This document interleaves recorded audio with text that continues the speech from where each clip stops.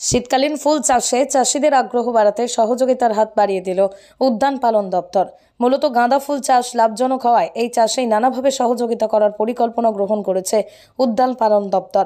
উদ্যান পালন দপ্তর জানিয়েছে, তবে শুধু শীতকালে গাঁদা চাষ নয়, সারা বছরে এই ফুল চাষ যাতে করা যায় সে ব্যাপারেও পরামর্শ এবং শিবির করে চাষিদের প্রশিক্ষণ দেওয়ারও কাজ শুরু করেছে উদ্যান পালন দপ্তর। গাঁদা ফুলের চাহিদা বাজারে সবসময় রয়েছে। যে কোনো অনুষ্ঠানে, পুজো অথবা উৎসবে গাঁদা ফুলের প্রয়োজন সবসময়ের জন্য রয়েছে। স্বল্প খরচ এবং অল্প পরিশ্রমে গাঁদা ফুলের চাষ করে চাষিরা অনেকটাই লাভবান হতে পারেন, যার মধ্যে গাঁদা বিভিন্ন প্রান্তে ছড়িয়ে পড়েছে। 100 একর প্রায় 500 একর জমিতে বিভিন্ন ফুল চাষ হচ্ছে, যার মধ্যে গাঁদাই সব থেকে বেশি। তাই এবার ফুল চাষিদের প্রশিক্ষণ, চাষের পদ্ধতি, বীজ বা চারাগাছ বিতরণ সহ আর্থিকভাবে সাহায্য করার উদ্যোগ গ্রহণ করেছে উদ্যান পালন দপ্তর। ফুল চাষ করে ব্যাপক লাভবান হচ্ছেন কৃষকরা। হ্যাঁ, মালদা জেলাতে ছড়িয়ে ছিটিয়ে আমাদের এখানে কিছু কিছু পকেটস জায়গাতে ফুল চাষ হয়, এবং মূলত ফুল চাষ যেটা গাঁদা ফুল বেসিক্যালি হয়।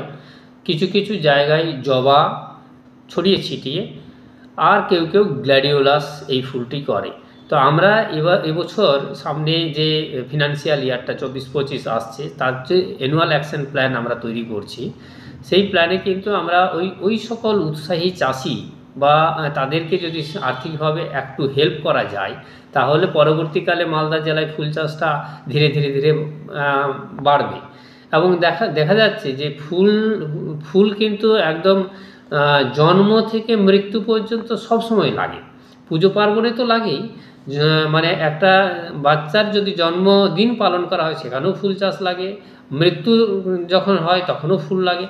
অর্থাৎ প্রতিনিয়ত বিয়ে বাড়ি সেখানেও ফুল লাগছে, প্রতিনিয়ত ফুলের চাহিদা বেড়ে চলেছে। তো আমরা এই পরিকল্পনাটা নিয়েছি যে আগামী আর্থিক বছরে একটা প্ল্যান পাঠাচ্ছি, যেখানে প্রায় 25 বিঘার মতো জায়গায় আমরা ফুল চাষ করাবো। তাদেরকে আমরা আর্থিকভাবে সরকারিভাবে যে ভর্তুকিটা দেওয়া যায় সেই ভর্তুকি দেব।